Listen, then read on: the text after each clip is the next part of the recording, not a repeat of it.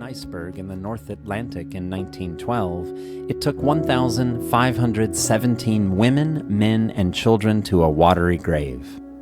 Masabumi Hosono was not one of them. Masabumi was the only Japanese person to survive the Titanic sinking. He was one of the lucky few who escaped on a lifeboat.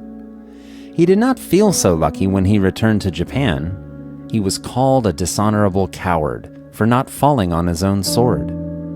Masabumi boarded the largest man-made moving object on Earth, with 2,208 other passengers. In the early hours of April 15th, he woke up on a doomed ship. Masabumi fought his way to the deck. He said, "All the hideous blue flashes from the flares and the noises were simply terrifying. There was a feeling of utter dread and desolation." Masabumi resigned himself to the inevitable. He believed he had no choice but to share the Titanic's destiny.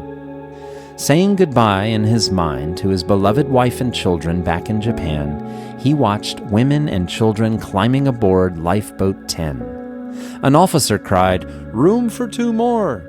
Masabumi noticed a man jump aboard. Without thinking, he followed suit. On the boat, Masabumi heard the cries of the drowning, the children sobbing for their fathers, and the women crying for their husbands. He fell into a bottomless despair.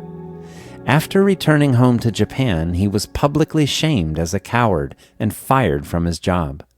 Some said it was because he betrayed the samurai spirit of self-sacrifice. Western academic Margaret D. Mell believes Masabumi was condemned because he embarrassed Japan in the eyes of the world. While some say that Masabumi's shaming was a uniquely Japanese reaction, others point to a similar reaction in Britain. English businessman Joseph Ismay was the managing director of the company who owned the Titanic. He also survived its sinking. Like Masabumi, he was fiercely criticized for escaping the ship when women and children were still on board. No one knows how they would react in the face of death.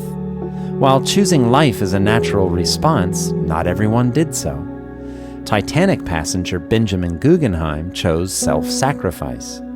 Instead of saving himself, he placed his mistress in a lifeboat.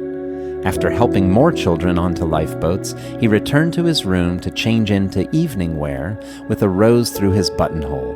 He said, "We've dressed up in our best and are prepared to go down like gentlemen." Guggenheim and his valet were last seen sitting on deck chairs, smoking cigars, and sipping brandy.